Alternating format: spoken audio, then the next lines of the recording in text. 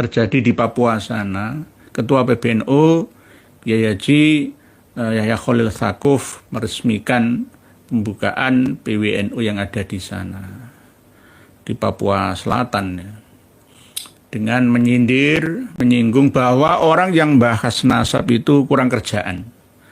Ini enggak semuanya benar, ya, karena saya kerjaan banyak, ya.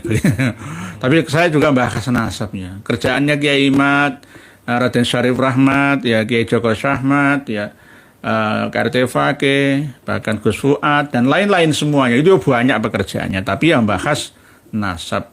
Jadi jangan dianggap pengangguran semua. Semua ini punya aktivitas pekerjaan dan rela untuk mengorbankan, ya, waktunya, tenaga, konsentrasi, bahkan keluarganya.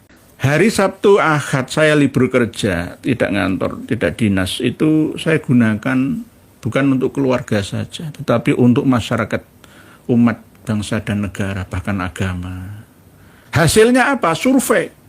Kiai-kiai, kampung-kampung, takmir masjid musola.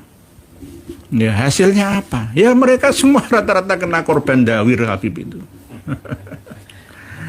Korban dawir Habib. Jadi kalau ada khol di setiap kabupaten, kholnya siapa? Kholnya Habib. Ya, itu ada panitia pencari dana. Tidak hanya dana uang saja. Ya beras anane diangkut. Ada kambing sak pitike, sak mentoke, sak bebeke diangkut semua. Oleh sebab itu ketika Kang Mas Taufik bin Abdul Qadir As-Sakaf mengatakan, kamu kesini, kalian kesini itu bawa apa? Paling gula 1 kilo. Kamu atau kalian datang ini, kami sembelihkan 100 ekor kambing. Lah kambing dari hasil dawiran ya sama saja. Dari hasil merampas itu loh. Jadi seperti Kang Mas Umar bin Hafid dari Tarim Darul Mustafa, itu sudah ada tim panitia yang menghubungi Mas Deddy Corbuzier. Mas Deddy Corbuzier kan YouTuber, punya subscriber, ya, puluhan juta, ya kan, ya penting untuk direkrut, lalu nanti di shooting, ya, di framing, ya, di branding, ya. Jadi Kang Mas Deddy Corbuzier jangan dekati Habib itu, jenengan ahli gendam kok malah kena gendam ini bagaimana? Ahli hipnotis kok kena hipnotis itu bagaimana? Kalah tua jenengan. Jamaahnya Allahu Akbar, Allahu Akbar, bunuh Allah. Kumat. Kumat. Lah, HRS ini memahami Ruwaibidah saja itu ya nggak pas. Menuduh kita ini Ruwaibidah, padahal dirinya sendiri itu Ruwaibidah. Ini yang kelas seorang dokter lulusan Malaysia. Apalagi lainnya, wah lebih Ruwaibidah, asyadur Ruwaibidah. Karena habaib-habaib ini tidak belajar agama dengan baik dan benar. Lalu mengeksploitasi agama seenaknya, semaunya. Merusak, ya, semena-mena terhadap aturan ajaran dari Nabi kita. Assalamualaikum warahmatullahi wabarakatuh. Alhamdulillah teman-temanku, semoga kalian sehat selalu. Amin amin ya rabbal alamin. Alhamdulillah, jangan pernah lelah dalam perjuangan ini. Terus sadarkan saudara kita semuanya. Tanpa berpanjang lebar, langsung saja kita simak penjelasannya dulu. Kita malam hari ini akan membahas tentang keberuntungan seorang yang bernama Mas Arie Untung, yang mampu menghadirkan sosok idolanya yang bernama Mas Muhammad Rizik Syihab, atau yang terkenal dengan singkatan HRS. Namun sebelum kita mulai untuk membahas podcast antar keduanya yang menyinggung tentang nasab, sejarah, diantaranya adalah Ruwaibidah, ya, yang mengatakan Mas Rizik kepada kita semua, termasuk Kiai Imad, ya, khususnya juga, ya termasuk saya juga sebagai ruwaibidah. Tuduhan yang seharusnya terbalik atau keterbalikannya. Nanti kita akan membahas tentang ma ar-ruwaibidah wa ma adraka ma ruwaibidah. Nah, kita akan membahasnya nanti. Namun di mukaddimah ini kami mewanti-wanti supaya para jamaah haji dari RI ya, untuk berhati-hati ketika memasuki tanah suci, alias mulai tanggal 2 kemarin ya sampai hari ini masih ada badai pasir Khamsin, yakni hitungan 50 hari antara bulan ini. Cuaca yang kurang bersahabat di sana, di Masjidil Haram ada hujan yang sangat deras atau lebat dan kemungkinan ada banjir yang melanda sehingga mengganggu konsentrasi ibadah saudara-saudara kita. Terus nanti juga akan ada ya kemungkinan kalau ada badai pasir Khamsin lagi di sekitar Masjidil Haram, ya apalagi di Madinah Al-Munawwarah sampai ke Riyadh sampai ke Uni Emirat Arab, ya akan membahayakan keselamatan umat Islam yang sedang menjalankan ibadah haji di sana. Hari ini ada mulai dari tanggal 2 kemarin ya dari Israel, ada 9 negara yang terkena dampak badai pasir Khamsin itu, seperti ya neraka dunia lah. Ya memang ya nggak seperti, memang itulah yang namanya neraka dunia. Badai pasir dengan jarak pandang siang hari itu cuma beberapa meter saja. Nanti kalau terhirup oleh hidung lalu merusak paru-paru kita, ya saudara-saudara kita di sana ya luar biasa. Mulai dari Mesir 9 negara, Mesir, Palestina, Israel, Lebanon, Suriah, Irak, Arab Saudi, Yordania, dan Kuwait. 9 negara. Jenengan lihat di media badai pasir Khamsin yang ada di Saudi Arabia, dan jenengan bisa menyimaknya seperti apa kedahsyatannya. Alhamdulillah di Indonesia tidak ada. Aminatan mutmainnatan, bahkan ya'ti harizquha ragadan min kulli makan. Itu tempat kita. Jadi aman, tentram, nyaman, damai ya, dan sentosa rezeki dapat tumbuh ya, keluar dari langit dan buminya, dari mana saja. Ini di negara kita, Nusantara. Kita harus bersyukur atau mensyukurinya. Tidak seperti Arab Saudi sana. Tidak seperti 9 negara yang terkena badai pasir beberapa hari yang lalu sampai hari ini. Ini peringatan bagi kita semua. Kita harus senantiasa menambah rasa syukur kita. Berada di daerah yang ya kemungkinan kalau banjir bandang biasa, longsor, gunung meletus, itu biasa nggak seberapa lah, nggak seberapa. Dan itu pun belum tentu setiap tahunnya. Nah ini untuk kewaspadaan saudara-saudara kita yang sudah ada beberapa kloter yang mulai terbang ke sana. Para pemirsa dan pendengar semua rahimakumullah.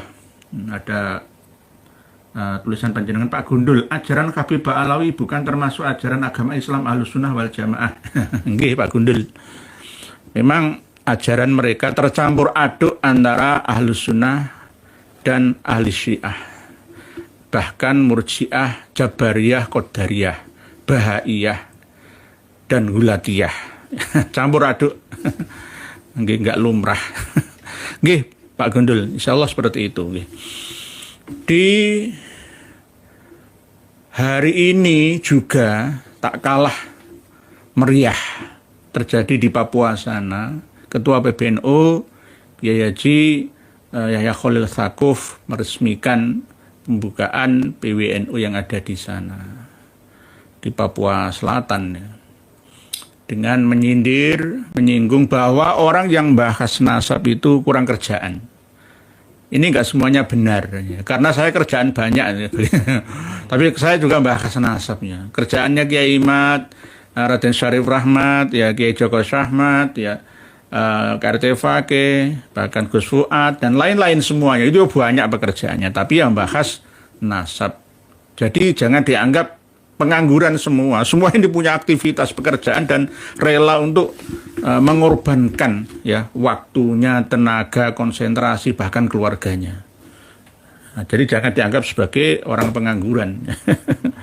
Justru kepedulian ya yang patut dibanggakan dari kawan-kawan terhadap nasib keumatan. Ya. Lah piye negara dan bangsa sejarahnya mau dirubah, mau dicaplok, NU mau dirubah sejarahnya dicaplok, ya, dikendalikan semua yang duduk di strukturalnya, terus umat ya dan masyarakat juga dikacaukan akidahnya, syariahnya, sufiyahnya, bahkan maisyahnya, ya.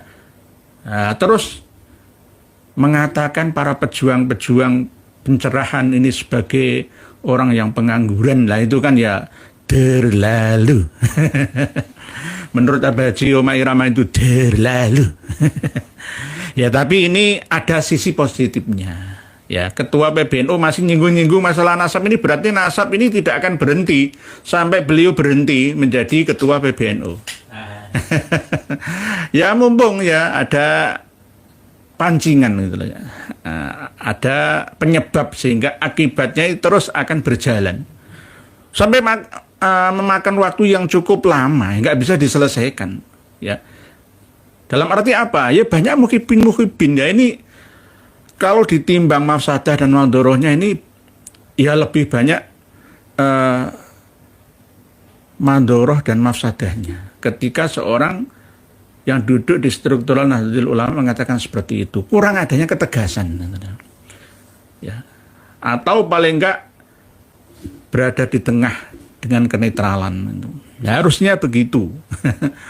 Oleh sebab itu akan menunggu lagi korban-korban yang berasal dari kultur NU.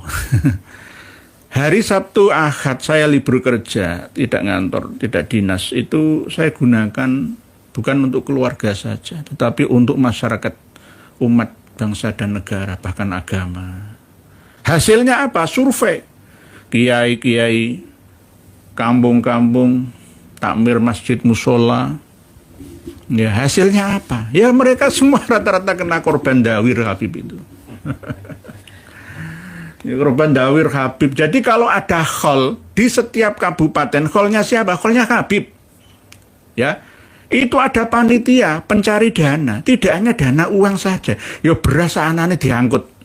Ada kambing sak PTE, sak mentoke, sak BBE diangkut semua. Oleh sebab itu ketika Kang Mas Taufik bin Abdul Qadir Asakov mengatakan, kamu kesini, kalian kesini itu bawa apa?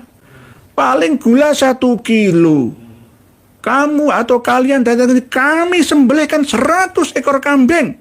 Lah kambing dari hasil dawiran ya sama saja. Dari hasil merampas itu loh. Umat dan masyarakat. Tapi alhamdulillah kemarin saya juga berpesan secara personal. Jangan percaya lagi. Jadi saya gerilya, saya gunakan untuk gerilya tanpa diekspos supaya orang tidak kenal saya, supaya saya bisa bebas kemana-mana dengan dakwah face to face. Ya, saya nasihati jangan dikasih, gunakan sendiri untuk kemaslahatan terdekat. Kalau nanti satu kabupaten ada 30 Habib yang dikholi, kalian akan bangkrut, ya, bangkrut, ya. Tidak bisa haji dan umroh, tidak bisa menyekolahkan anak-anak, mondokkan putra-putrinya, mendidik anak yang salih dan salihah. Karena apa? direpotkan dengan dawirannya Habib. Tapi alhamdulillah sebagian sudah banyak yang tercerahkan ya dengan adanya kajian-kajian kita ini. Nah, ini bagian daripada status pengangguran yang dicapkan oleh Ketua PBNU hari ini di Papua. Apakah kami pengangguran? Enggak, saya turba itu justru malah enggak ada apa yang bayar kerja tapi tanpa ada bayarannya, hanya lillah billah. Jadi nanti biar diluruskan oleh kawan-kawan kita. Jadi Kiai Haji Yahya Khalil Stakuf ini kadang-kadang ya ada bagusnya, tapi ya banyak mafsadahnya, ya mandorohnya. Ya karena apa? Akhirnya banyak nahdiyat yang masih membela kiai-kiai ulama-ulama yang dekat dengan habaib di Indonesia, di Nusantara. Walaupun salah semua tetap dibela, membabi buta. Membabi buta. Nah ini kita akan memasuki tema tentang podcastnya Mas Ari Untung ya dengan HRS beberapa hari yang lalu. Di antaranya membahas tentang apa perlu disetelkan. Jenengan nanti bisa buka di link di bawah video kita. Tidak langsung kami sambungkan dengan linknya Mas Ari Untung, tapi linknya kawan kita yang lain supaya bisa kita simak ringkasnya saja, poinnya. Jadi tidak semua, kalau semuanya nanti lama. Jadi diantaranya yang nyinggung-nyinggung, termasuk rada lunak itu loh. Sudah kita nasihati, sudah ada intonasi yang cukup lunak. Mengenai apa namanya habaib misalnya, itu kan medsos keluar gitu. Tapi Anda lihat atau menanggapinya dengan ringan gitu. Kalau tanggapan Antum sendiri gimana? Kan sepertinya ada bahan-bahan untuk menggoreng isu itu atau mengolah isu itu gitu. Kalau Antum memandang seperti apa? Ya nanti penjelasan simak sendiri aja. Intinya kelihatan halusnya. Ini kan acting ya. Jangan percaya. Yang muda yang tua sama saja. Yang halus yang kasar semua sama. Ya kecuali yang tidak sama. Nah, kecuali yang tidak sama. Jadi tidak 100%, tapi kecuali yang tidak sama. Tapi hampir sama dalam hal cara kerjanya. Walaupun kelihatannya berbeda. Seperti Ismail Fajri Alatas dengan LBY. Nah, itu kelihatannya beda, tapi sama saja tujuannya. Ada yang bekerja di luar ya, negeri, termasuk di luar negeri ya, untuk membangun opini, dan ada yang membangun opini dari dalam melalui LBY. Sama saja. Jadi kita harus waspada. Mukmin Muslim itu tidak akan jatuh pada dua lubang yang sama. Pasti akan waspada ya sebelum jatuh pada lubang yang kedua. Di antaranya adalah termasuk apa yang dikatakan oleh Mas Muhammad Rizik Syihab. Kelihatan di podcastnya itu santun ya, pintar actingnya, nggak meledak-ledak, asah semua kolom semua itu nggak, itu kelihatannya nggak temperamen. Ada sadarnya, sudah kita nasihati beberapa pekan yang lalu itu. Cuma ini belum kelihatan buruknya. Kalau kelihatan singanya ya ada taji dan taringnya, ya. 1 juta Gus Dur pun akan kami lawan, apalagi cuma 1 Gus Dur. Nah itu dulu tahun 2001. Ya itulah sandiwara. Perannya yang berbeda. Di antaranya ini ada Ahmad Saleh, Bro Rizik gak galak lagi, jadi curiga ya, semoga saja seterusnya gitu loh. Ya termasuk masalah Pancasila itu loh. Dulu kan harus syariat, khilafah dan lain sebagainya. Enggak, Pancasila itu sudah bagus. Ya sudah mulai melunak ya, seperti Abu Bakar Ba'asyir ya, ya, tapi kita harus waspada. Harus waspada, jangan sampai jatuh pada lubang yang sama. Gagal pada yang kedua kalinya. Karena mereka itu sulit untuk dibaca. Walaupun karakteristiknya, aktingnya ya di depan itu baik, belum tentu baik setelahnya. Berbahaya, harus diwaspadai semua. Karena apa? Terlihat dari mana? Dari buku atau kitab-kitab karya mereka sejak leluhurnya sampai sekarang juga. Terus dikuarang terus, semakin kuat. Ya, saling menguatkan satu sama lainnya. Ya, hal kecil yang perlu kita anggap sebagai sesuatu yang besar. Masalah itu tadi di awal yang saya sampaikan. Seandainya Kabupaten Pamekasan ini ada 30 orang habib yang dikholi di kabupaten itu, akan merepotkan warga Nahdien semua. Muslimat ibunya. Jamiah, ibu-ibu muslimat, yasinan, tahlilan, fatayat, ibnu, PNU, Banser, Ansor. Ya, semuanya akan dilibatkan semua. Tapi ditarik, digendami semua, dindawiri semua. Korbannya berjatuhan, sedangkan yang duduk di struktural atasan pengangguran. Nggak peka ini namanya. Nggak peka. Oleh sebab itu nanti kalau bisa diganti saja sesuai dengan tata tertibnya. Ya, ini nggak sesuai dengan tuntutan abad yang kedua Nahdlatul Ulama di Sidoarja. Para pemirsa dan pendengar semua rahimakumullah, Pak Kompretos, ingat saat Wamenaker datangi Rizik. Oh enggak, settingan itu Pak Kompretos. Semua itu ada settingan. Jadi seperti Kang Mas Umar bin Hafid dari Tarim Darul Mustafa, itu sudah ada tim panitia yang menghubungi Mas Deddy Corbuzier. Mas Deddy Corbuzier kan YouTuber, punya subscriber ya puluhan juta, ya kan, ya penting untuk direkrut. Lalu nanti di shooting ya di framing ya di branding ya.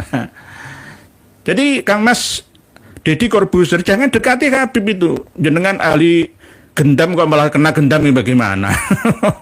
Ahli hipnotis kok kena hipnotis itu bagaimana? Kalah tua jenengan. Nah, ini yang terjadi juga pada Mas Ari Untung. Mas Ari Untung ini kan dulunya kan pelawak sih, ya, tawa sutra, komedian, ya. Jadi kalau Kang Mas Rizik Syihab ini menyindir, enggak, bukan ahlinya kok bicarakan masalah nasab kabaib. Loh, sekarang itu zamannya berbeda. Abaji Oma Irama itu all-round segalanya, tidak hanya bernyanyi saja, tapi juga bisa berceramah di mana-mana. Sekarang ini semua orang itu serba bisa. Tidak bisa secara pribadi, tapi bisa mendatangkan orang yang di luar kebiasaannya. Oleh sebab itu nanti Kang Mas Ari Untung ya, untuk menjaga keberuntungan panjenengan Mas Untung ya, hadirkan Kiai Imad, Gus Abbas, Raden Syarif Rahmat, supaya imbang. Sebenarnya Baji Uma Irama itu juga mau ngundang yang kontra dengan beliaunya, ya, tapi nggak mau datang ya karena tidak seirama. Lah kalau Mas Ari Untung dengan HRS ini kan satu frekuensi yang sama. Ya berani datang dan kelihatan itu aktingnya itu ditata dari rumahnya itu. Wah, halus saja, halus kelihatannya tuh, gabrus, gedabrus. Jangan percaya. Itu nanti kalau pas di lingkungan jamaahnya, Allahu Akbar, bunuh Allah. Kumat. Kumat. Lah, HRS ini memahami Ruwaibidah saja itu ya nggak pas. Menuduh kita ini Ruwaibidah, padahal dirinya sendiri itu Ruwaibidah. Ini yang kelas seorang dokter lulusan Malaysia. Apalagi lainnya, wah lebih Ruwaibidah, asyaddur Ruwaibidah. Karena habaib-habaib ini tidak belajar agama dengan baik dan benar. Lalu mengeksploitasi agama seenaknya, semaunya. Merusak ya, semena-mena terhadap aturan ajaran dari Nabi kita. Ini namanya Ruwaibidah yang sebenarnya. Nggak percaya? Wah, jenengan lihat sendiri. Terlalu banyak untuk kami buktikan ke hadapan panjenengan semua. Di antaranya adalah yang ada hubungannya dengan marga atau bangsa Al-Idrus. Ya, bangsa Al-Idrus atau Al-Gedabrus itu. Nah, kalau panjenengan semua sudah buka kitab yang kami sertakan kemarin, ya ini Al-Mu'jam Al-Latif itu Al-Idrus itu apa. Ya, ini nanti ada korelasinya ketika kita akan membahas tentang 31 korban dari seorang pemuda berasal dari marga Al-Idrus yang ada di Jepara. Nanti kita akan ulas bersama. Sebenarnya saya nggak tega sebenarnya. Nggak tega sebenarnya. Tapi Tawasul dengan orang soleh, menyebut nama orang soleh, maka doa kita insya Allah tembus 7 lapis langit, langsung dikabulkan oleh Allah Subhanahu wa Ta'ala. Makanya kalau lagi kesusahan duit, kesusahan fulus, banyak tawasul dengan al-bangsa Al-Idrus. mulai bukan tawasul kepada Syekh Abdul Qadir Al-Jailani misalkan ya, bukan tawasul kepada Imam Al-Ghazali ya, bukan tawasul kepada Mbah Hamid Pasuruan. Enggak. Kayak diikuti, ya Maulana, ya Kudus, sahil alaina fulus.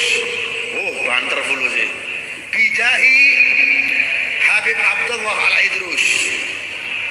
Insya Allah kabul mulus.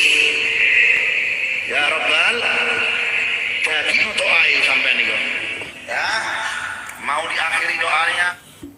Ini Gedabrus. Ya ini namanya Ruwaibidah. Dasarnya dari mana? Ini hanya sekedar keyakinan belaka.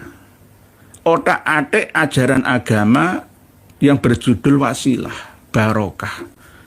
Lalu diarahkan ke klan atau bangsanya atau marganya. Ya Allah, ya Kudus sahil lana bil fulus. Kertas merah yang halus-halus. Biasanya tambah ini, bukan ini toh. Biasanya kalau di kuburan ya, di makam Habib Al-Idrus ya. Kertas merah yang halus-halus bihaqi Habib Abdullah Al-Idrus. Ya Allah, ya Kudus. Diulang-ulang terus. Ini Gedabrus. Gak nyambut gawe, kepingin sugih, munggah balik. Ini termasuk bagian daripada Ruwaibidah itu. Jadi Ruwaibidah itu bukannya berasal dari luar golongan klan saudaranya Kang Mas Rizik Syihab, ya. Justru yang paling banyak itu ada di dalam keluarganya sendiri. Tapi malah menuduh balik ya ke kita-kita ini yang tidak paham tentang ilmu nasab misalkan. Loh, sudah kita pelajari semua. Yang dijadikan dasar Mas Rizik Syihab mengatakan nasab Ba'alawi itu khilafiyah. Ya. Ini berdasarkan apa?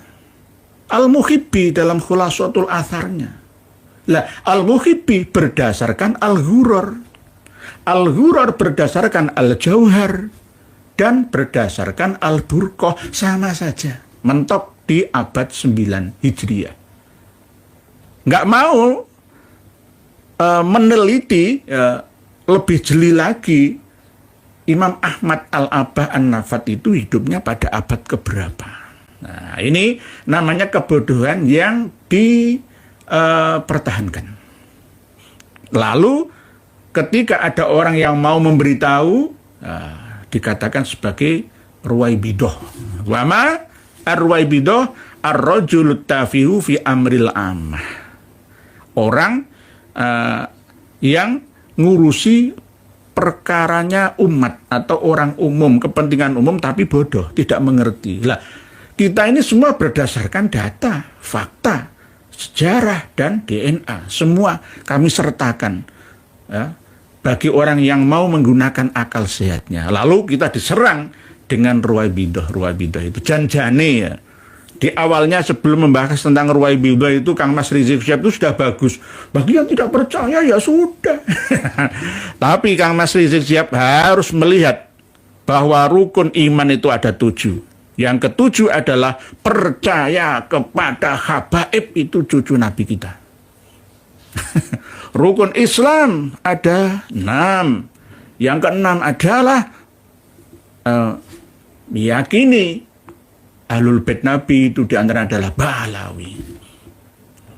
Lalu dengan cara ngeles seperti ini, umat Islam yang awam akan termakan oleh tipu daya ruwaibidohnya mereka. Nah, mereka itu ruwaibidoh sebenarnya. Inilah yang masuk dalam kategori asrotis sa'ah, termasuk sabda Rasulullah, sayati alan nasi sanawatun khudda'atun, yakni akan datang tahun-tahun penuh dengan kedustaan yang menimpa umat manusia, yang benar disalahkan, yang salah dibenarkan. Ya, Kiai Imad dan kawan-kawan disalahkan. Kok nggak menyalahkan Habib-habib yang ceramah khurafat itu, yang menyesatkan umat itu, yang menyalurkan syahwat kepada imro'at itu, yang ajnabiyat itu. Ayo, kenapa? Kenapa? Nah, ini termasuk bagian daripada sanawat khudda'at, tahun-tahun yang penuh dengan kedustaan. Sing bener didustakan, pendusta dibenarkan. Yang tidak memiliki sifat amanah malah justru dipercaya, yang tidak memiliki sifat amanah malah justru dipercaya, atau sebaliknya. Ini menyangkut kepentingan umat atau kepentingan umum bangsa dan negara. Ya, pemimpin bangsa sudah jelas, misalkan ya, ada anggota jaksa, hakim, dan tentara yang tidak bersih, ya. Terus akhirnya malah justru diangkat menjadi panglima atau perwira. Ini kan berbahaya untuk keselamatan dan keberkahan sebuah bangsa. Karena mengangkat orang-orang yang tidak bisa memiliki sifat yang amanah, bisa dipercaya. Begitu juga dalam hal agama. Kalau mau mendatangkan penceramah, ya harus benar-benar ya difilter kemampuannya. Apakah ini hanya abal-abal saja atau tidaknya. Gitu. Kalau lingkup audiens atau hadirin hadiratnya tidak terlalu banyak sih nggak begitu bermasalah. Ya, tapi kalau misalkan yang hadir ini ribuan atau puluhan ribu atau ratusan ribu, ya, terus menghadirkan penceramah yang menyesatkan, ini kan sangat berbahaya. Tahun Haul Imamain Malang kemarin itu, ya, Dik Zulfa Mustafa, Waketum PBNU, masih ada jejak digitalnya, menyampaikan bahwa Wali Songo itu berasal dari Yaman, dari Ba'alawi. Ngene iki lho, Dik Mas Waketum, gak malu kan jenengan. Jejak digital itu tidak bisa dihapus, Kang Mas atau Dik Mas. Jenengan mengatakan seperti itu tidak wa'at bi'issayi'atal hasanata, maka tidak akan bisa tamhuha. Tidak akan bisa dihapus kecuali panjenengan meralatnya. Ini hanya berdasarkan kitab Al-Imamul Muhajir yang saya baca, yang berdasarkan juga kitab Samsul Dohiroh Al-Yadiyat Syihab saja. Lah, gitu harusnya.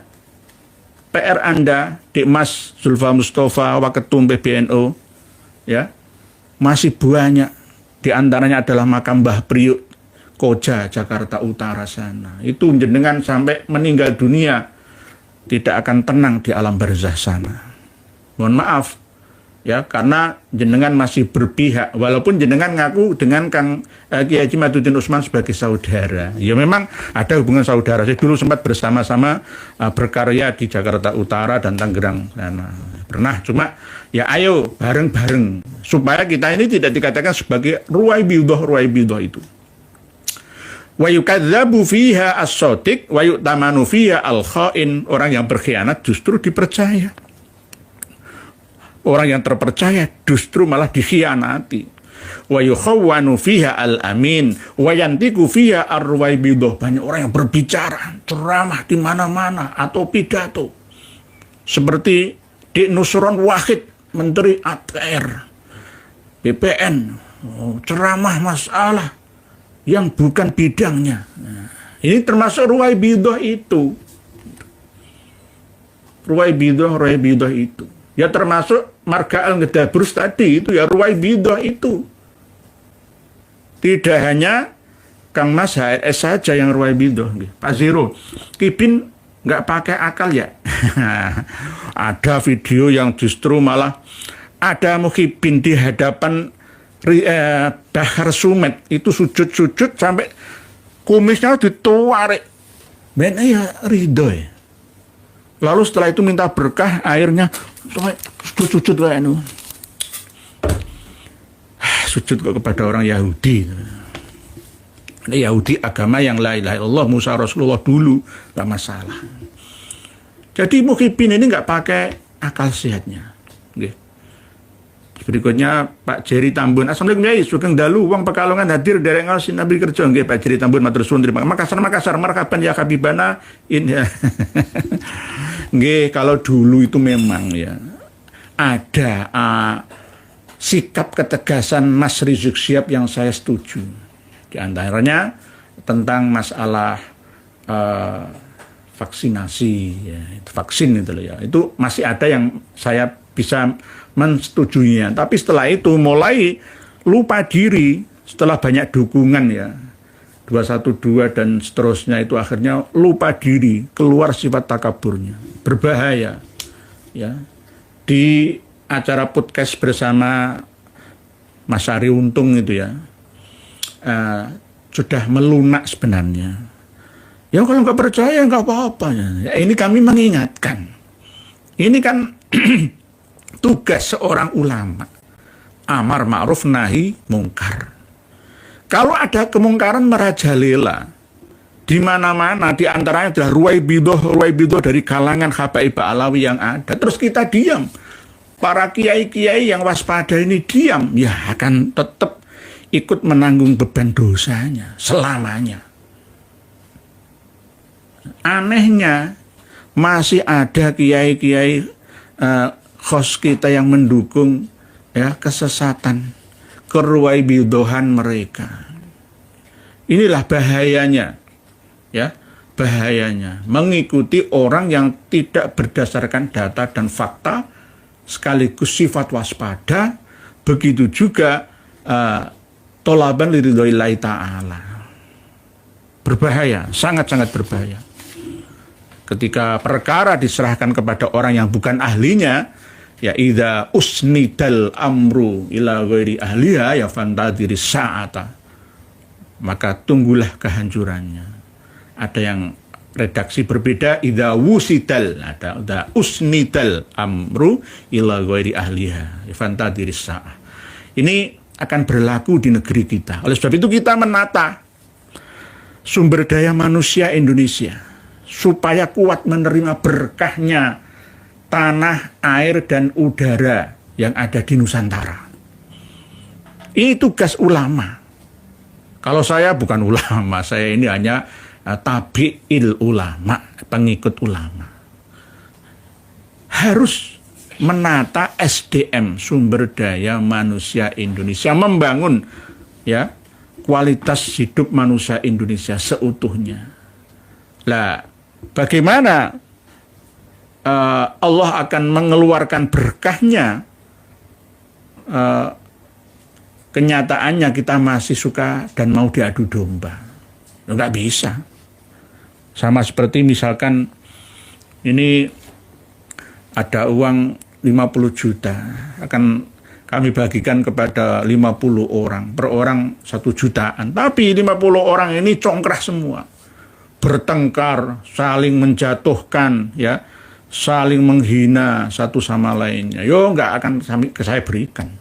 Untuk apa? Nanti malah justru uang 50 juta ini akan dibuat ya untuk merusak bangsa dan negara, bahkan agama. Ini analogi lah ya. Allah sudah memberikan, menurunkan ya harta benda yang tak ternilai harganya di negeri kita, terpendam di dalam perut bumi kita, tersimpan di dalam air laut kita, ya, tersedia di oksigen udara kita. Lalu hanya beberapa persen saja yang dibuka oleh Allah Ta'ala untuk kita nikmati bersama. Belum ada 25%-nya.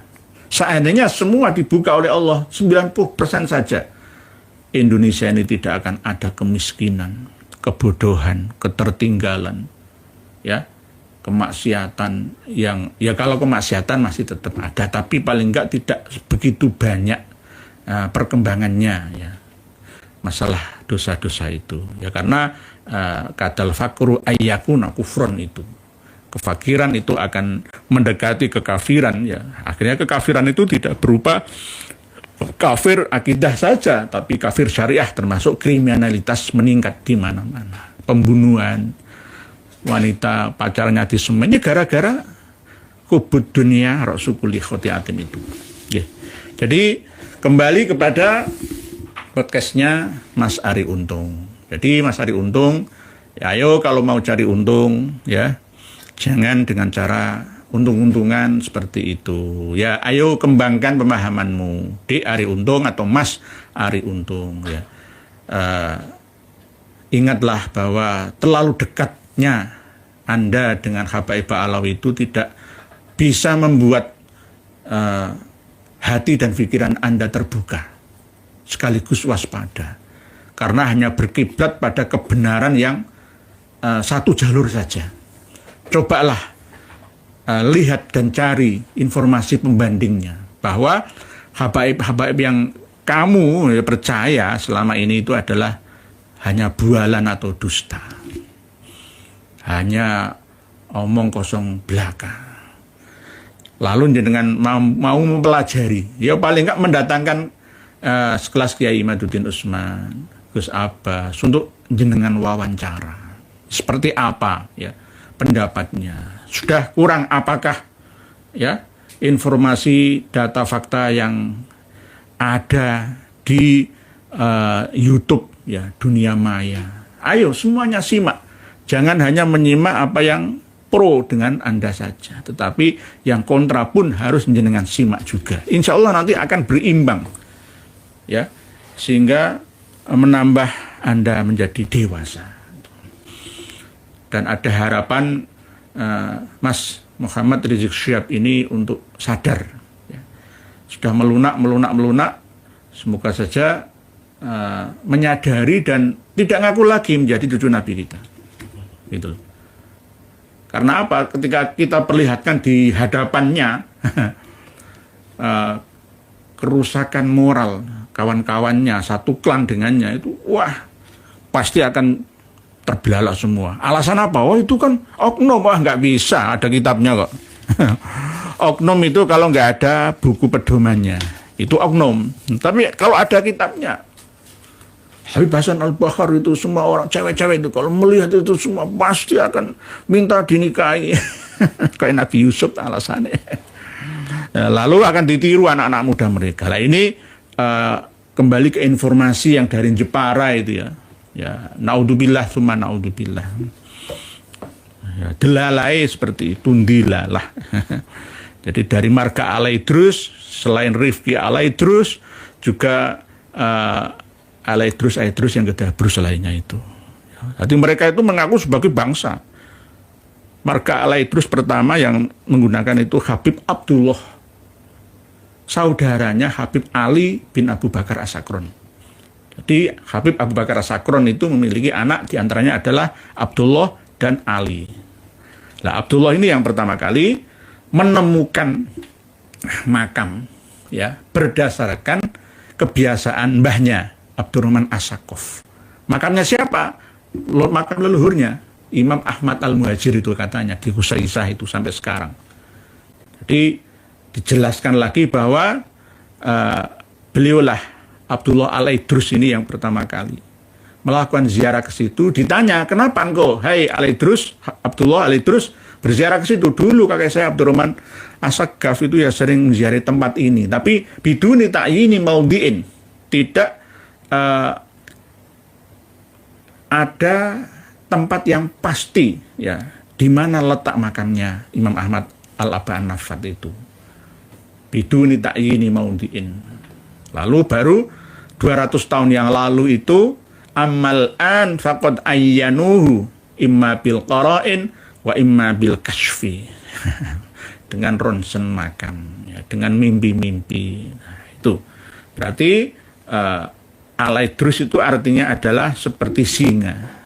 Kadang bukan dal tapi tak, al-idrus kadang-kadang. Nanti bulat lah alasan itu, bulat.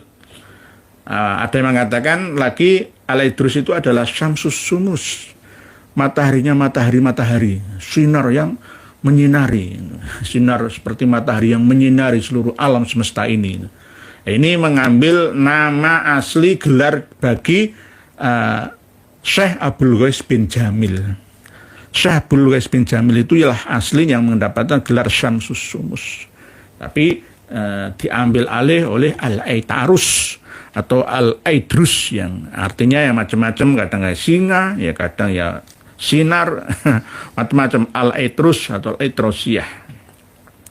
Nah ini benar-benar terjadi di Jepara beberapa hari ini. Ya, ini ada 31 dan ada yang di Rudo Paripekso, ya, Rudo Pokso dan lain sebagainya. Anak-anak kecil ya jadi korban. Hati-hati putra-putri, khususnya putri-putri kita ketika bertemu dengan habaib muda. Kami informasikan jika marga Al-Aidrus, Ba'abud, marga-marga yang ada di Kuburaya, kabupaten yang ada di Kalimantan Barat, dekatnya Pontianak sana, ya, yang mudah-mudah datang ke sini, datang ke Jepara, datang ke Kudus, Semarang, Demak, Pati, Rembang sana, Grobogan, ya, Batang, Pemalang, Pekalongan, sampai ke selatan semua, Jawa, ya, terus ngaku-ngaku seperti ini, memiliki perilaku seperti ini, hancur sudah bangsa ini.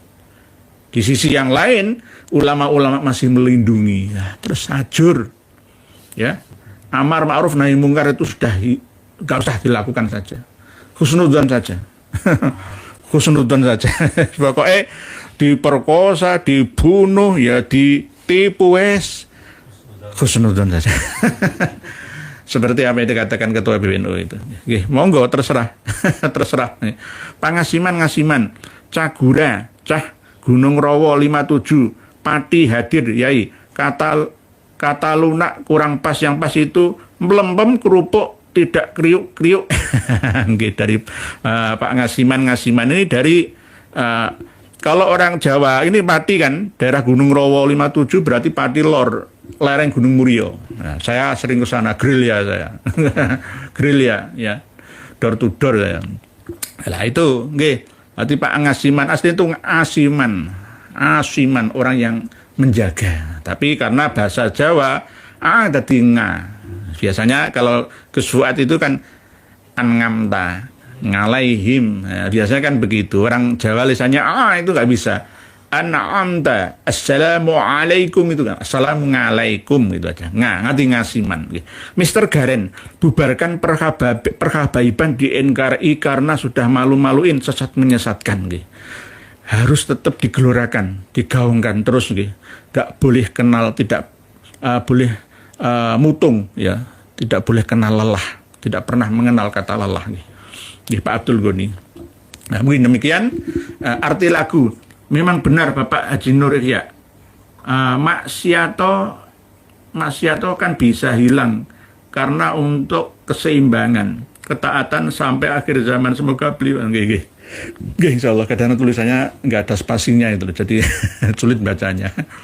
Jadi sudah kami yang Ruwai Bidah itu nanti Ruwai Bidah itu ngomong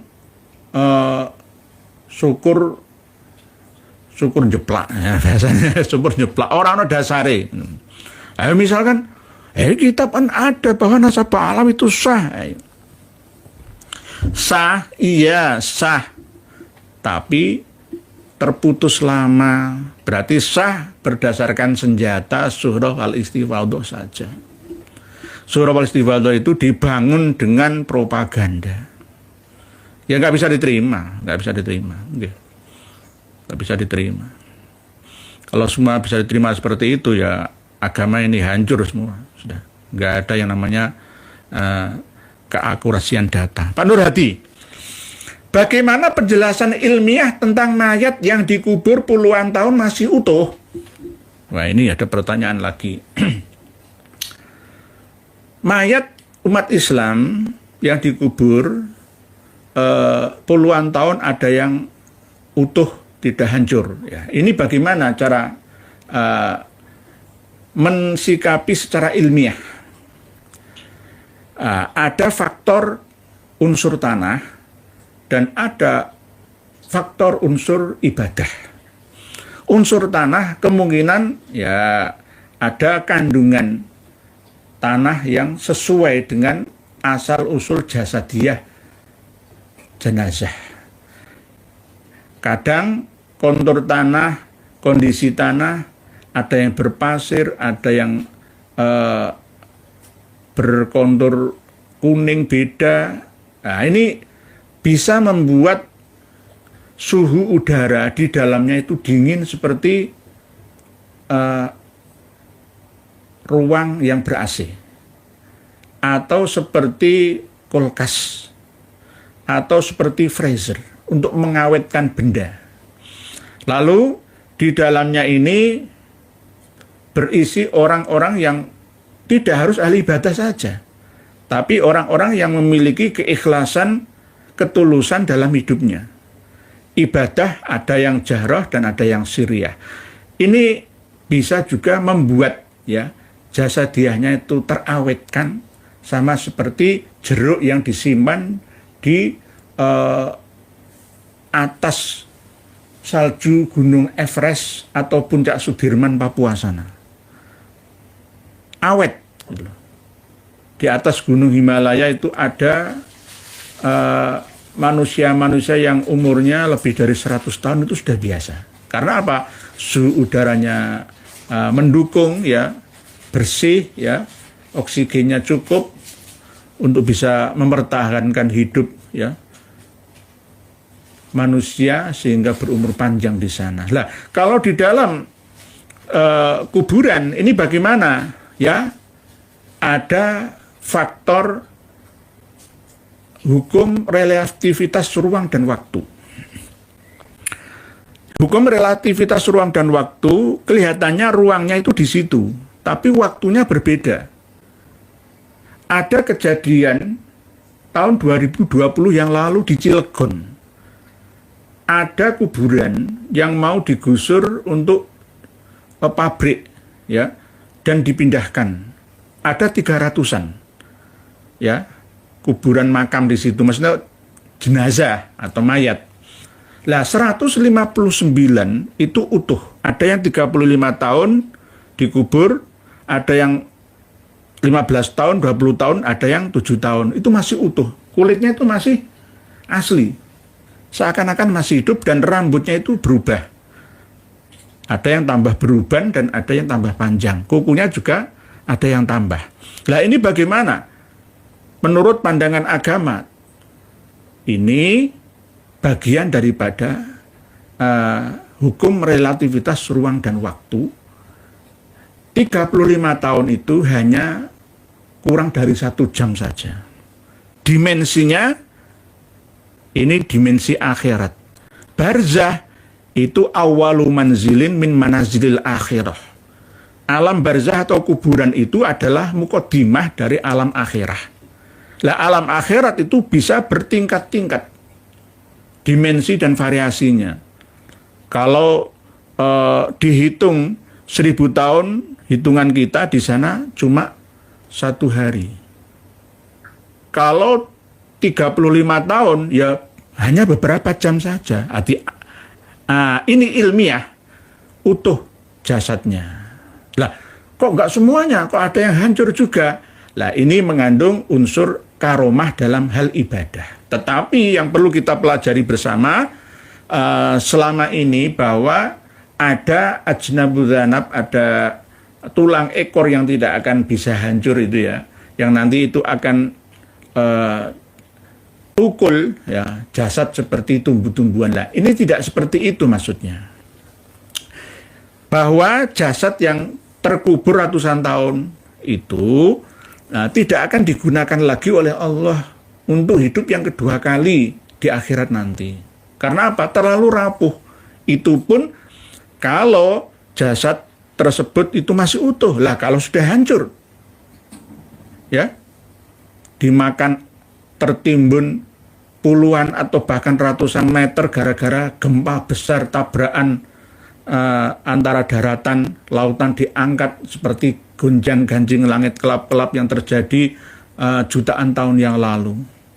Ya, termasuk dimakan buaya, dimakan hiu laut sana, di ngaben, dikremasi, ya, dibakar sehingga tidak ada jejaknya lagi. Terus bagaimana dibangkitkan? Ya tidak. Yang bangkit itu bukan jasad itu, tapi jiwanya, aplikasi roh, ya, softwarenya yang dibangkitkan mendapatkan jasad yang baru lagi. Nabi Yusuf, kerangka kuburannya dipindah, dibawa oleh orang-orang Israel dari tanah Mesir, dibawa ke tanah perjanjian di daerah Filistin. Ya berupa kerangka. Itu makam Nabi dan Rasul ya. Padahal ada keterangan makam Nabi dan Rasul itu tidak dimakan oleh cacing tanah. Iya, tidak dimakan oleh cacing tanah, tetapi menyatu kembali dengan tanah. Hanya peninggalan berupa kerangka saja. Misalkan Wali Songo itu, ya belum tentu makan Wali Songo itu terus jasadnya utuh, ya enggak seperti itu. Jadi kadang-kadang kalau ada ahli ronsen makam, membuat makam-makam palsu itu kemungkinan dari unsur tanah itu ada ratusan juta bahkan miliaran sel-sel yang bisa dibuat untuk menyusun kembali ya asal muasal manusia dengan menguap menjadi udara, ditanam menjadi tanaman dan ada airnya, lalu diproses menjadi makanan ya, buah dan biji-bijian, lalu ada hujan, plug and play, lalu membuahkan min dan plus, laki dan perempuan, suami dan istri, lalu menghasilkan, melahirkan kembali anak-anak manusia baru di dunia ini. Ya, ini namanya kebangkitan-kebangkitan itu. Jadi tidak menggunakan jasad yang lama, itu terlalu rapuh. Kalau Nabi Adam 7.000 tahun lebih yang lalu ya, terus masa jasadnya mau dibangkit di mana? Wong Nabi Adam makamnya tidak ditemukan, ya. Pro dan kontra masalah tinggi dan besarnya, di mana posisi asli dimakamkannya juga tidak jelas. Jadi kita harus membicarakan ini dalam konteks ilmiah saja. Untuk keyakinan keagamaan ini tergantung. Kalau jasad masih utuh itu malah justru tidak diterima oleh bumi. Kalau menurut orang-orang Hindu dan Konghucu. Nah ini berbeda, tergantung keyakinannya. Nggih, Pak Nurhadi seperti itu. Nggih. Kelak yang dibangkitkan itu ya jasad-jasad sudah enggak. Enggak. Terlalu rapuh, jasad baru lagi. Cuma jiwanya, software isi dalamnya itu loh. Ya. Kita dapat menganalisa sesuai dengan pandangan mata lahir dan batin kita, bahwa anak-anak yang terlahir sekarang ini umur 2 tahun itu sudah berbicara fasih, ya. Umur 2 tahun sudah terampil, ya, bermain gitar, bermain drum, ya, bahkan hafal Quran, bahkan pinter misuan. Nah. Terus umur 2 tahun itu dia milih pergaulan dengan orang-orang yang lebih tua di atasnya. Tidak mau bergaul dengan sesama sebayanya atau di bawahnya. Nah, ini berarti itulah yang namanya kiamat-kiamat itu. Nanti kita bahas lagi dan pernah kok nggih Pak Nurhadi, Pak Sukisno 2024. Untung cuma cari duit, sudah malas jadi artis ya, nggih kita dukung nggih. YouTuber itu ya termasuk penghasilan yang menguntungkan. Jadi Mas Adi Untung ini yang menguntungkan ya, seperti kemarin yang dengan suaminya Paula itu siapa? Suaminya Paula Verhoeven itu yang itu kan lah Wong Baim. Ya itu kan YouTuber itu kan uangnya ya cukup besar. Ya Dik Rapi Ahmad ya, Deddy Gerbuzer termasuk Kang Deddy Mulyadi ya, itu ya selain gubernur ya YouTuber juga kan ya. Ini termasuk ya nggak apa-apa, yang penting sesuai dengan panggilan jiwa, mana yang baik dan mana yang benar, mana salah, itu harus bisa dudukkan di mana posisinya gitu. Nggih, Mas Anom. Kiai, tolong tanggapi predator wanita Habib Ali Idrus Jepara. Nggih, tadi Mas Anom sudah kami singgung di depan nggih. Hati-hati anak-anak muda, khususnya wanita-wanita, perempuan-perempuan kita, fatayat-fatayat kita. Sudah tertanam dalam chip memori melalui sholawat Nabi yang digalakkan oleh mereka atau habaib-habaib yang tua itu. Ya. Cintailah Rasulullah Sallallahu Alaihi Wasallam, cintailah Rasulullah. Lah bagaimana cara mencintai Rasulullah? Ya sekarang yang kita bisa lihat itu ya keturunannya siapa ya habaib-habaib itu.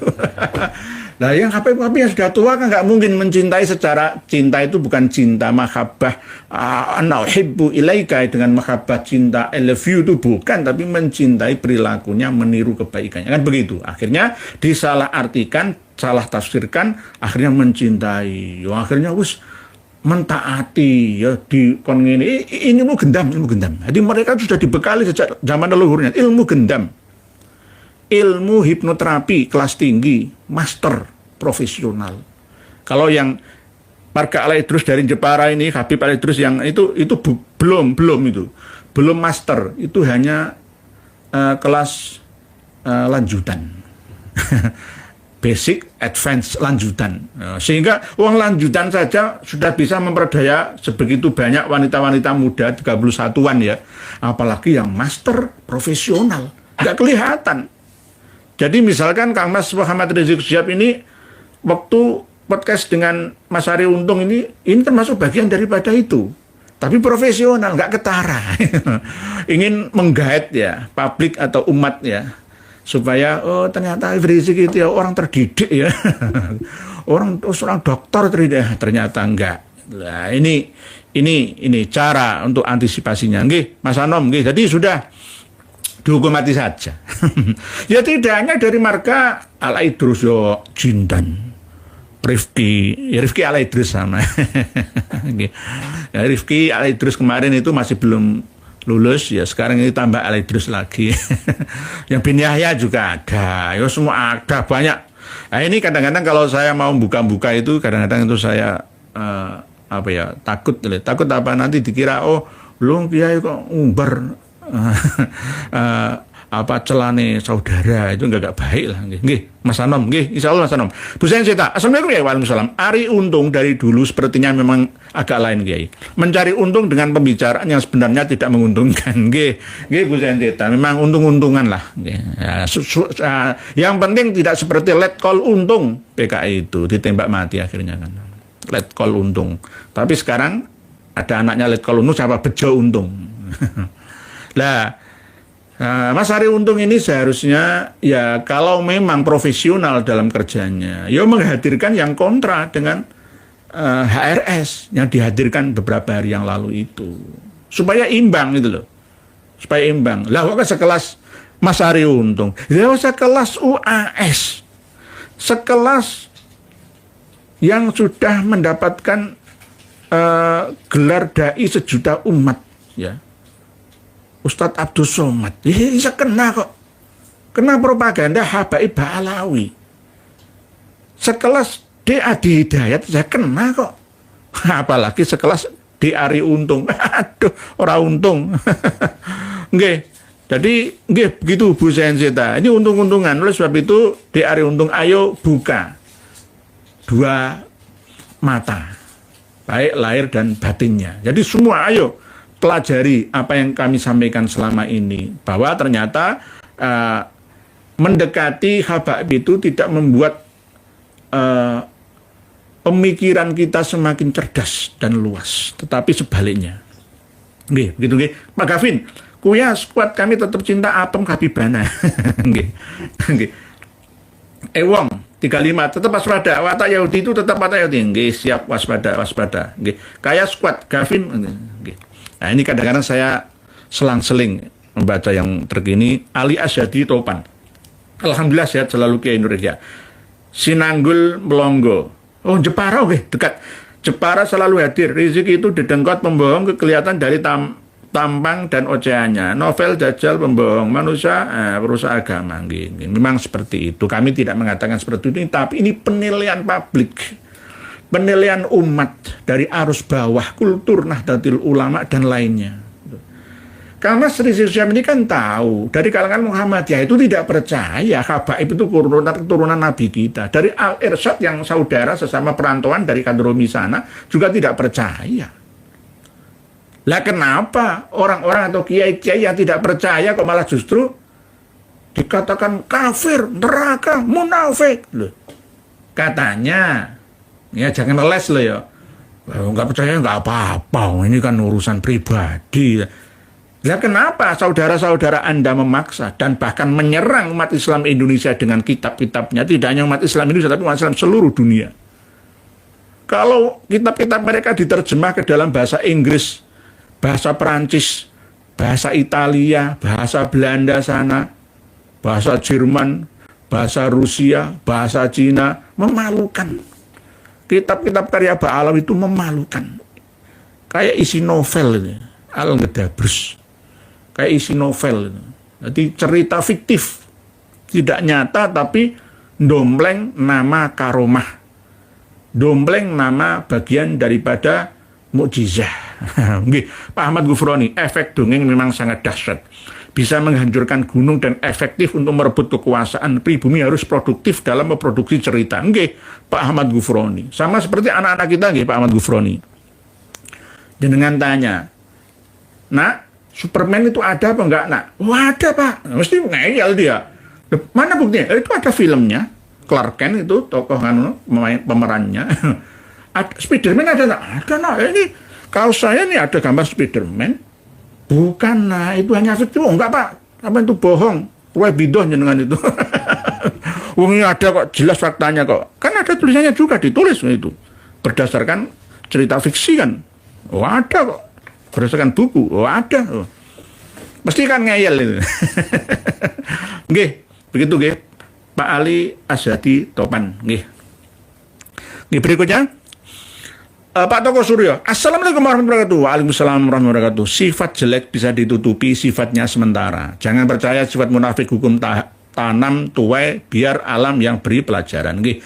Tetap harus diusahakan nggih Pak Toko Suryo sebagai ulama warasatul anbiya kalau memang benar-benar ulama. Kalau saya ini bukan ulama tapi tabi'il ulama, pengikut ulama saja.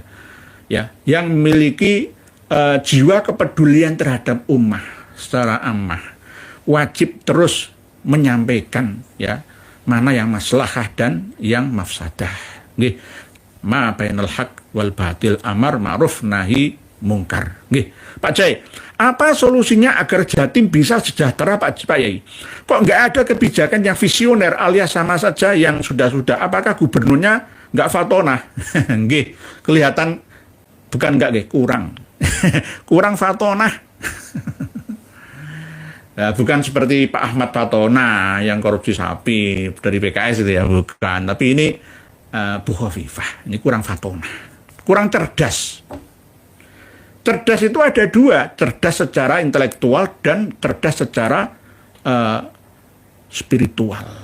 Ya, mungkin Dik Khofifah Indah Parawansa ini cerdas secara intelektual, tapi cerdas secara spiritualnya masih perlu diasah kembali. Dekati orang-orang yang tidak hanya mendoktrin.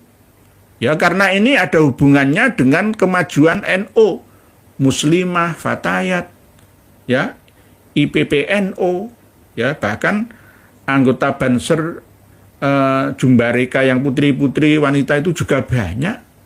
Ya. Lah, tapi kiblatnya ke seorang Gubernur Jatim ya akhirnya ya kayak gini, stagnan, nggak bisa maju Pak Jai, nggak bisa maju. Jadi ini kurang fatonah bener, ya kurang sidik, amanah, tablek, empat-empatnya kurang lah, kurang.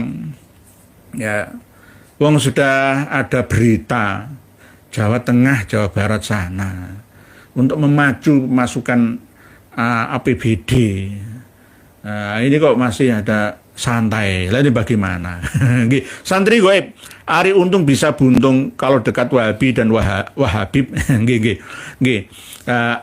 Dek atau Mas Ari Untung ini kan sebenarnya seperti orang putihan, ya, selalu mendukung habaib-habaib dalam perjuangan, ya. Tapi kalau dekat dengan Kiai KNO ini masih alergi dia. Kelihatannya nggak suka, kurang cocok gitu. Nah ini perlu diluruskan, ya. Perlu pendekatan dengan Raden Syarif Rahmat, ya, dengan Yai Joko Syahmat, dekat dengan tokoh-tokoh seperti itu, biar terbuka wawasannya. Nggih, Pak Santri Goib. Berikutnya, Dede Pandi, Ibu Gubernur harus dimasukkan ke barak militer. Ini ya anak-anak nakal. ADM, programnya Kang Dede ini. Kuya sekuat, kami cinta Habibana tapi dulu, sekarang udah putus cintanya sama mantan. Nama Tuhan dan Nabi dijual murah demi ambisi manusia.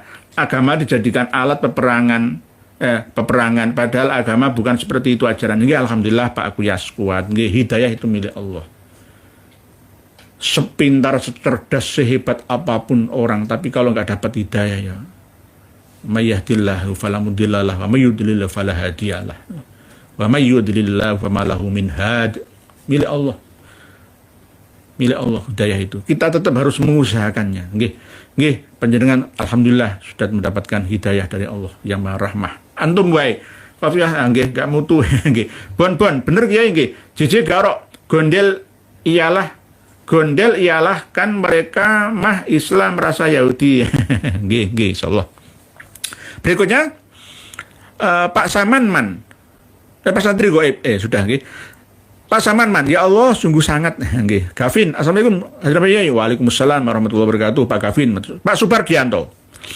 Assalamualaikum Kiai. Waalaikumsalam. Usul Kang Rizik udah mulai merayu Kiai Nusantara.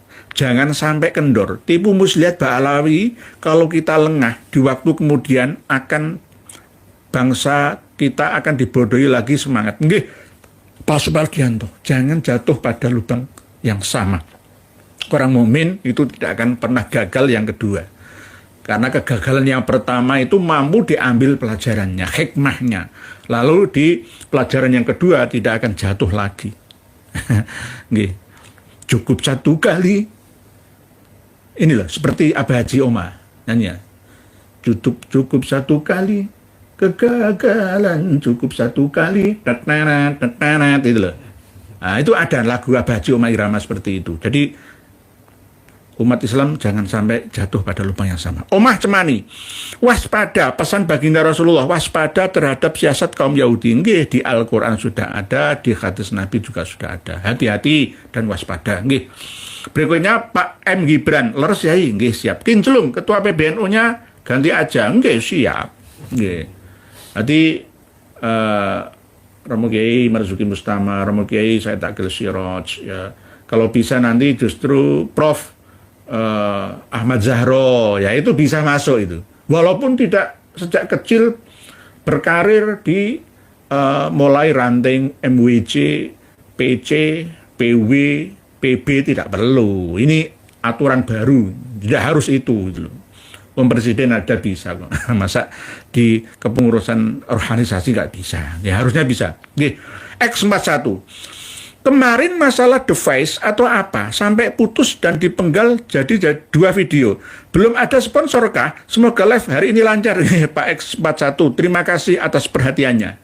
Kemarin live itu dipenggal jadi 2 badan. 2 video oleh admin Pak X41 gara-gara apa? Sinyalnya diajak bersahabat, diajak rukun, saya rangkul tanpa dipukul. Jadi diputus-putus sinyalnya. Bukan kesengajaan kami, Pak X41 mohon dimaafkan. Terima kasih atas kesetiaan panjenengan semua. Tidak hanya Pak X41 saja, tapi seluruh pemirsa dan pendengar di seluruh dunia. Ya, kadang-kadang kalau macet-macet gitu ya malas ngelanjutkan ya. Oleh sebab itu yang nonton ya belum ada 10 ribuan ya nggak apa-apa lah. Sebenarnya istiqomah. Ya, tapi bukan kesengajaan kami. Ya kadang-kadang sinyal ya gitu nggak bersahabat ya, atau mungkin gangguan atau apa ya kayak gangguan ya. Namanya sinyal tanpa kabel ya begini ini. Nggih Pak X41 terima kasih matur suwun. Mohon masukan-masukan yang membangun ya channel ini bersama-sama. Kalau sampai putus itu mohon dikasih ilmu yang bermanfaat bagaimana supaya menanggulangi anti petirnya itu bagaimana nih, anti gangguan, anti virus itu bagaimana nih. Nah ini muter mana? Enggak ya, nggih. Pak Jaya Wijaya, kula nuwun Rama Kyai, apunten, eling waspada biar susah lunak tetep bahaya. Jangan mau dirangkul nanti kena pukul. Nggih, Pak Jaya Wijaya. Terima kasih. Nggih, terima kasih. Sak bejo bejane wong kang lali, isih luwih bejo wong kang eling lan waspada. Fafiru ilallah, mongko padha lumayu sira kabeh nggondeli nggih marang rahmate Allah. Goleki nyuwun ya ridhone Allah. Ini fafirru ilallah, waspada, tetap waspada, jangan sampai terlena, nggih. Jangan sampai terlena. Lencai boncai. Ari untung itu kibin akut. Kalau mau netral, coba diundang Kiai Imat biar tahu, nggih. Harusnya begitu Pak Lencai boncai. Ngundang lagi Gus Aziz Jazuli. Ya, mungkin dari bawah dulu. Ya, mungkin ngundang tentang DNA. Itu kan netral ya. Dr. Sugeng Sugiarto undang dulu. Ya, ini kan ilmiah ya. Keilmuan terkini. Ya, nanti bisa ngundang saya. Atau justru Mas Ari Untung saya undang ke tempat saya, ke tempat kita. Nah, gitu. Nah, ini namanya seimbang namanya itu. Jadi nggak boleh jomplang gitu. Nggih. Pak Pelawat 98. Servernya kena shock terapi tegangan tinggi. Oh, nggih kena mundur. Nggih, Pak kesempatan 1 terima kasih Pak Jaya Wijaya, Pak Joko Nur. Semoga Allah Subhanahu wa taala selalu memberikan kesehatan dan keselamatan kepada Kiai Nuri. Amin. Matur suwun Pak Joko Nur dari Tangerang. Matur suwun, terima kasih. Wa anta kadzalik. Semoga panjenengan juga seperti doa panjenengan. Bu Arfi Fadilah. Assalamualaikum warahmatullahi wabarakatuh. Jangan percaya sama Rizik, dia selalu playing victim. Nggih. Bermain retorika supaya bisa menarik perhatian masyarakat kita. Jangan percaya. Walaupun husnudzon itu ada, setiap dalam diri kita itu ada husnudzon, tapi jangan satu-satunya, harus tetap ada didampingi dengan waspada, waspada dan waspada. Bu Arifadillah sudah pesan kayak gini. Bon, pokoknya terus berjuang, jangan sampai negeri ini diambil alih oleh mereka. Ya, terus misalkan merusak sejarah, ya, ceramah khurafah. Ya, itu nggak termasuk Ruwaibidah. Oh, lebih dari Ruwaibidah. Jadi Kang Mas Rizik Sihab itu belum bisa memahami tentang hadis Nabi. Ruwaibidah itu apa dan siapa. Justru jangan menyerang kita. Ayo, itu kenyataan ada di dalam diri mereka. Berbicara tanpa data yang bukan ahlinya. Lah, terus sekarang misalkan apakah Kiai itu ahlinya? Orang yang pernah mondok lama, futuh, ya paling enggak di atas ya Fathul Wahhab lah dalam hal fikihnya lah ya, di atas Jawahirul Maknun dalam hal ilmu alat ya, mantik bahani batik bayannya ya. Itu sudah dikatakan ahli dalam segala hal, karena itu termasuk kunci. Orang yang mondok lama itu dikasih kunci untuk membuka semua bidang ilmu yang ada. Tidak harus bergelar secara akademik, misalkan ahli sejarah lulusan UI. Ya.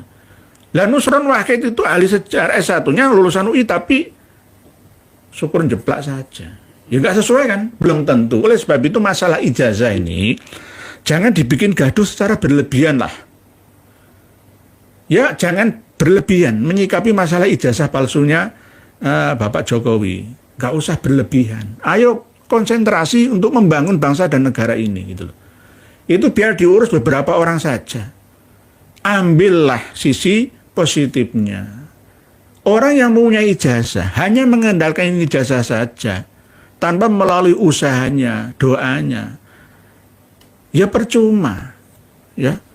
Dia tidak bisa mengembangkannya. Inilah penyakit kita bangsa Indonesia. Lawang orang yang berijazah palsu saja sekelas misalkan ketika ada anggota DPR, dia bisa jadi anggota DPR. Nah, itulah yang punya asli justru malah nganggur semua. Lah sampai usia pensiun 56 tahun, 58 tahun masih ngelamar sana sini. Gowo ijazah S2-nya, nggak mau bekerja apa adanya. Mau Grab, Gojek, malu katanya. Mau tani, wow itu bukan bidang saya bukan insinyur pertanian, saya ini Master Business and Administration. Saya harus menjadi bos, terlalu tinggi lah. MBA, doktor ya, nah, jangan begitulah. Sekarang ini bukan zamannya lagi. Kreatif, ya, bisa membaca peluang. Ijazah itu untuk menciptakan lapangan pekerjaan, bukan mencari kerja. Itu loh. Jadi masalah ijazahnya Pak Jokowi ini nggak perlu diperuncing. Ya sudah lah, yang sudah bagaimana lagi kalau sudah terjadi kok. Sesuatu itu apabila secara ikhtiari diharamkan, dilarang, maka ketika doruri diperbolehkan. Itu ada dasar usul fikihnya. Di pinggir sungai besar itu sempadan kali itu minimal 5 meter dari bibir sungai. Minimal ya. Minimal 5 meter. Terus bibir kali besar itu di kota-kota besar juga banyak yang ditempati rumahnya. Yang kemarin Pak KDM ngamuk itu yang ditempati rumah kan. Tapi selama 30-50 tahun ya berjalan kan ya boleh kan. Ya boleh, faktanya boleh. Lah baru setelah itu tidak boleh. Lah ini kan hukum terakhir kan, dibongkari sama Gubernur Jabar KDM. Tapi selama 50 tahun yang lalu kan ya boleh kan. Sama seperti ketika kita berkendara di jalan raya, nyetir mobil ya. Jarak aman itu 5 meter loh ya. Jadi moncong mobil depan kita dengan belakang mobil depan kita ya, itu harus 5 meter. Jagani nanti kalau ada mundurnya mobil depan kita sehingga tidak nabrak ya moncong depan mobil kita. Itu. Jadi 5 meter itu peraturan, ada peraturan batas, ambang batas maksimal, ada ambang batas minimal. Lah, misalkan di pinggir kali yang tidak besar, misalkan sempadannya itu jenengan izin ke Pemprov, ke Pemkap, Dinas PU Pengairan Bina Marga nggak akan diizinkan. Nggak akan diizinkan. Karena apa? Aturannya begitu. Tapi kalau sudah kasus terjadi, loh bagaimana lagi? Ya sudah, ditinjau ulang sesuai dengan kenyataan atau fakta di lapangan. Kan begitu.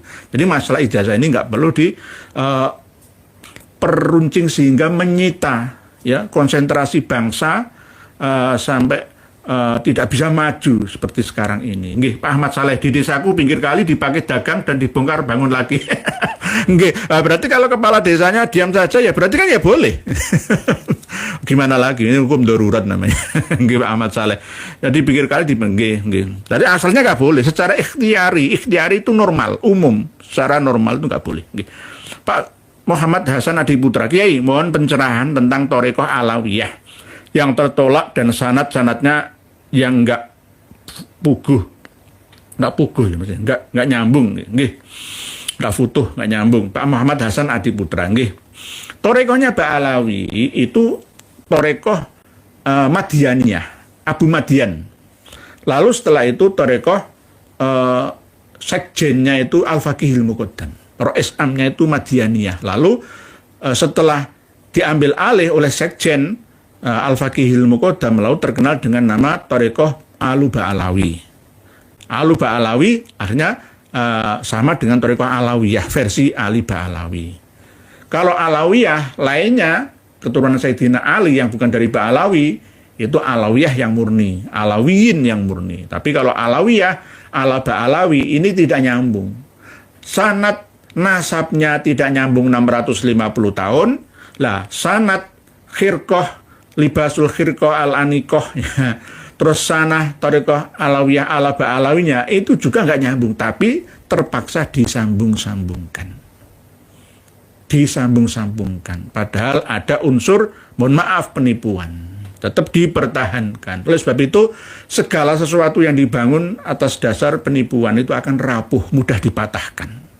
Nggih, begitu nggih, Pak Bon.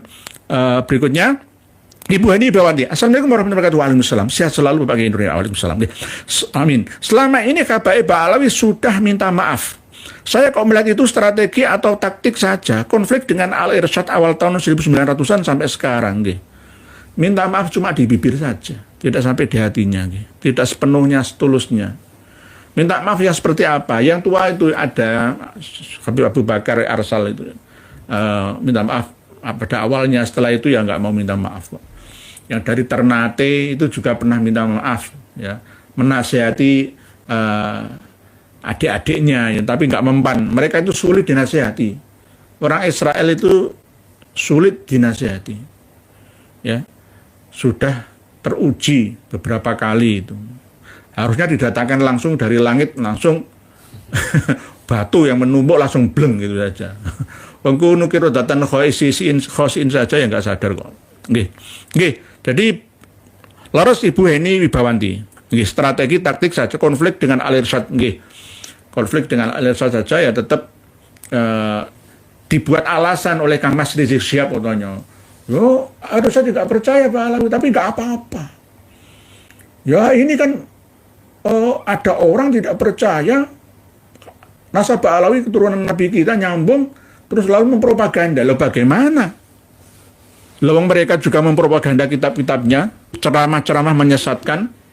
Ya Allah ya Kudus sahilana bil fulus, kertas merah yang halus-halus bihaki Habib Abdullah Al-Aidrus. Ya Allah ya Kudus. Ini yang belum lain-lainnya. Terus nanti kalau ada agenda-agenda syahwat anak-anak muda mereka seperti 31 yang di Jepara, terus bagaimana? Kita diam saja?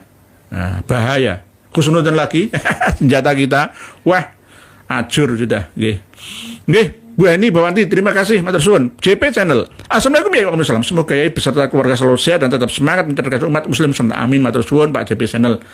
Muhammad Rindo, Mr. Gareng ada bukti. Bukti mana dia? Eka Sultan. Assalamualaikum Nur. Saking kota Kediri nyimak. Alhamdulillah, saking kota Kadiri. Syekh Abdul Qadir Al-Jailani Kodiri. Tapi Kadiri itu bahasa Kawi kuno, bukan Kodiri bahasa Arab loh ya. Nanti disama-samakan lagi ya. Kadiri itu mandiri. Ya, Kadiri berdiri sendiri mandiri. Alhamdulillah. Fatiha Al-Jihad. Assalamualaikum warahmatullahi wabarakatuh. Waalaikumsalam warahmatullahi wabarakatuh. Sehat selalu Kiai. Saya makin paham statement Kiai Imad. Algoritma Habib Alawi mudah dipahami. Klaim paling hebat, tak merasa salah, ngaku cucu Nabi, turunan bangsawan, dan lain sebagainya. Nggih, sudah kita baca. Nanti kalau misalkan ada debat terbuka secara nasional, ya misalkan diselenggarakan oleh kawan-kawan Majelis Sholawatan yang ada dari Cilacap, Kiai Nur Salim, ya, Muhammad Salim, monggo terserah. Tapi sebelum debat, ya harus dites dulu ilmu nahwu sorobnya. Pernah mondok apa enggak? Sebab yang akan dibuka itu ya kitab-kitab dan manuskrip ya bahasa Arab ya. Ya kalau memang mau debat terbuka sebenarnya nggak perlu debat. Kenapa nggak perlu debat? Cukup hadirkan 2 buku. Buku yang ditulis oleh komplotan Kabaib dan kawan-kawannya dari pribumi, kiai-kiai pribumi juga Gus-Gus itu, yang kalian Dekanib dan kawan-kawan lah ya. Itu ya dikonfrontasikan dengan batalnya nasabah Alawi tulisan Kiai Haji Madudin Usman. Itu sudah cukup.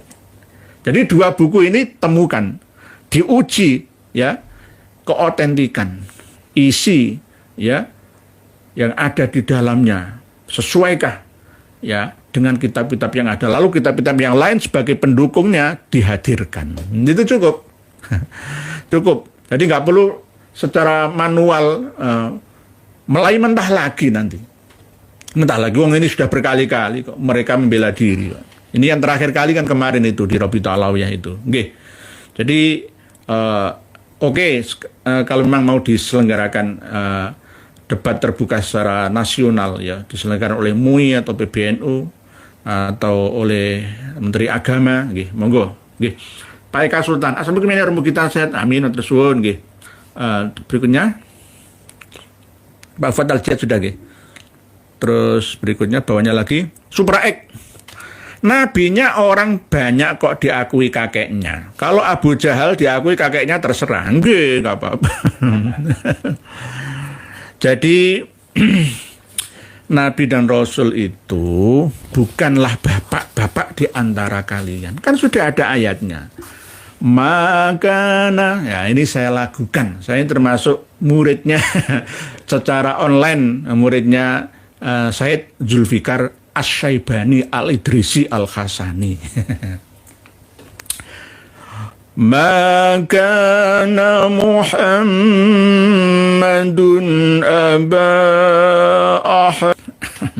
Jadi maka Muhammadun aba ahadim mir rijalikum walakin Rasulullah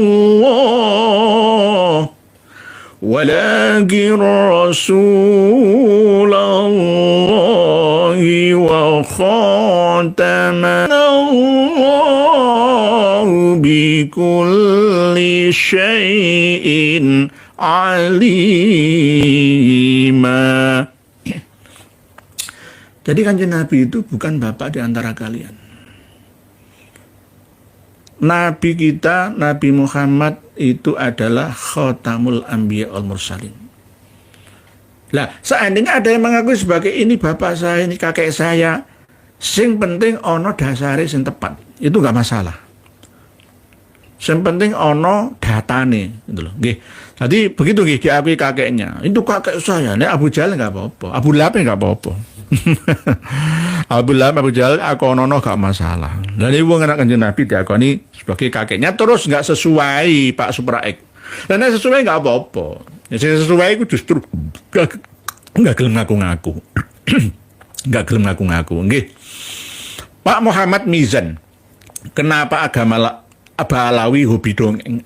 Ya karena sih didongengi gak gelem bantah. Menengai, tak slim saja, menyerah. Sama seperti yang saya sampaikan itu ketika ada ceramah Habib Umar Al-Muhdor itu kalau yang nyampaikan Abdul Qadir bin Zaid Ba'abud Probolinggo itu satu kali tarian nafas itu bisa menyebut ya Latif itu 1000 kali. Tapi ketika ada Habib lain yang nyampaikan itu bukan 1000 kali, 7000 kali.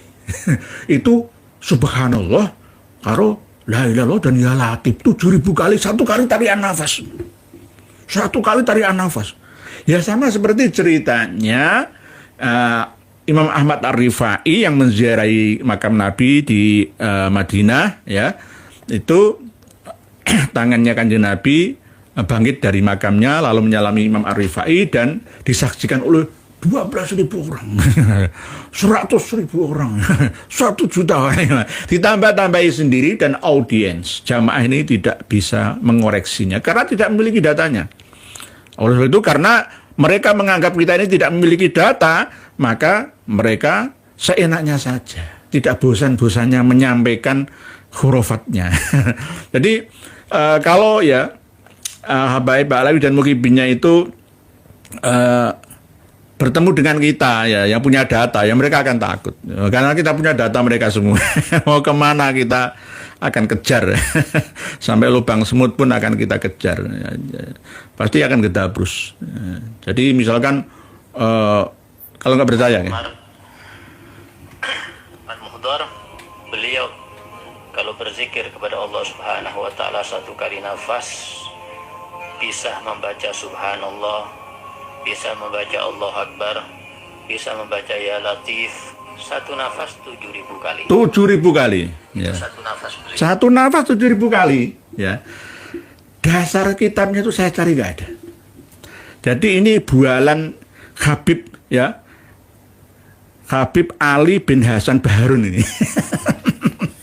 Dan tidak ada yang bisa membantahnya. Membantahnya itu nggak ada. Ya karena apa? Ya pokoknya taslim bener, nggak ada yang ngoreksi.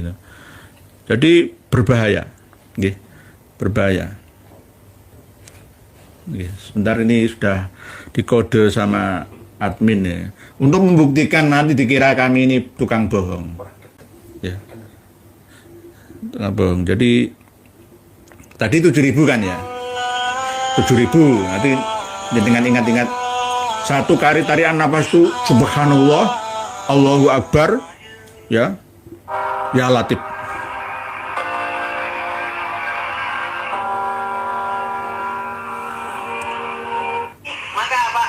Diambil namanya sama seperti ini, Habib Umar Muhdar. Jadi Umar Muhdar yang keturunan Muhdar sekarang bukan ke Habib ini, karena beliau nggak punya anak lagi, punya anak perempuan. Nanti ada anaknya kita akan ceritakan di sana. Istrinya Habib Abdullah Ali Drus. Habib Umar Muhdar ini ya Allah, kewaliannya sangat hebat. sampai namanya bisa dibuat mainan. Kenapa bisa dibuat mainan?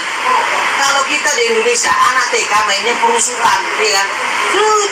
Kalau anak sini nggak naik ke atas loteng, teriak, ya Umar Mundur, sakit nggak lama. Tuhannya kalau itu Umar Mundur. Nggak ada yang bekas, nggak ada yang luka, naik lagi. Ya Umar Mundur, naik lagi. Perusuhannya pakai namanya Umar Mundur. Karena seperti yang kita katakan tadi, beliau termasuk Sahibul Darat, orang yang paling cepat kalau dipanggil. Tadi Habib Ali Sahibul Darat, juga Habib Umar Mundur. Dan beliau juga Habib Umar Mundur ini, kita singkat aja, beliau sangat istimewa. Kenapa? Fina klasil wahid dalam satu nafas. Satu apa? Alaf min jalatif. Jangan dicoba, nggak pulang semua nanti. Satu nafas jalatif 1000. 1000. Ini 1000. Dari D. Abdul Qadir bin Zaid Ba'abud itu 1000. Tadi dari Marga Baru itu 7000. 7000 itu ditambah lagi dengan Subhanallah, Allahu Akbar, dan Ya Latif 7000. Semuanya nggak ada kitabnya. Kalau yang 1000 ada kitabnya, tapi itu pun belum tentu masuk di akal sehat kita. Jadi demikian tema malam hari ini. Kesimpulan kami sampaikan bahwa apa yang dilakukan oleh Mas Ari Untung itu harus diimbangi dengan mendatangkan yang seimbang dari yang kontra, tidak sedimensi frekuensi dengannya, ya. Jangan hanya bisa menghadirkan Mas Rizik Syihab saja. Apa yang disampaikan Mas Rizik Syihab dalam podcastnya itu penuh dengan tipu daya dan bahkan memahami Ruwaibidah apa, siapa Ruwaibidah itu justru berasal dari kalangan mereka, bukan dari kalangan kita. Sebenarnya sudah bagus mau percaya atau tidak terhadap nasab Ba'alawi itu, karena Mas Rizik Syihab itu sudah mau mengatakan terserah, tapi prakteknya tidak begitu mudah mereka mengalah. Pasti ini hanya sekedar siasah untuk membuat masyarakat dan ummah ini gelisah supaya tetap mendukung ya mereka. Kita harus tetap waspada, hati-hati dan waspada. Waspadalah. Demikian pertemuan kita malam hari ini. Semoga sedikit ini banyak manfaatnya. Wallahu a'lam. Wa'alafu minkum. Wassalamualaikum warahmatullahi wabarakatuh. Alhamdulillah, semoga bertambah sadar para pengikut mereka habaib. Sudah saatnya kita pribumi bangkit lawan semua doktrin mereka habaib. Wahai saudaraku, secara ilmu sejarah dan nasab sudah terbukti Ubaidillah terputus 650 tahun, bahkan bisa lebih. Dan secara ilmu filologi juga tidak nyambung mereka habaib, apalagi dengan ilmu pasti yaitu ilmu YDNA. Jelas mereka anak cucu Yahudi. Terus apalagi yang bikin saudara-saudara bingung? Kan sudah jelas semuanya. Dan coba kita lihat jejak digital teramah mereka habaib. Fakih Muqaddam Isra Mi'raj 70 kali. Ini sangat menyesatkan, bahkan saya berpikir bahwa mereka itu Islam atau bukan. Dan mereka juga terus-terusan menggaungkan bahwa Indonesia merdeka karena jasa habaib. Ini sangat menyesatkan. Karena tokoh-tokoh pahlawan nasional kita tidak ada dari kalangan mereka habaib. Justru mereka lah yang buat Nusantara lama merdeka, karena mereka habaib kerjasama dengan Belanda. Dan setelah Indonesia merdeka, muncul lagi PKI. Bahkan 2 kali. Dan siapa tokoh PKI? Ya mereka juga. Kalau dipikir-pikir, mereka wajib kita usir dari Indonesia ini. Mereka mirip dengan kaum Rohingya. Dan masih banyak lagi rekam jejak hitam mereka habaib di Indonesia ini. Dari sini bisa kita pahami kan? Tetap semangat terus. Semoga saudaraku sehat selalu dan dimudahkan rezekinya. Amin amin ya rabbal alamin. Sampai jumpa di video selanjutnya. Akhir kata, wassalamualaikum warahmatullahi wabarakatuh.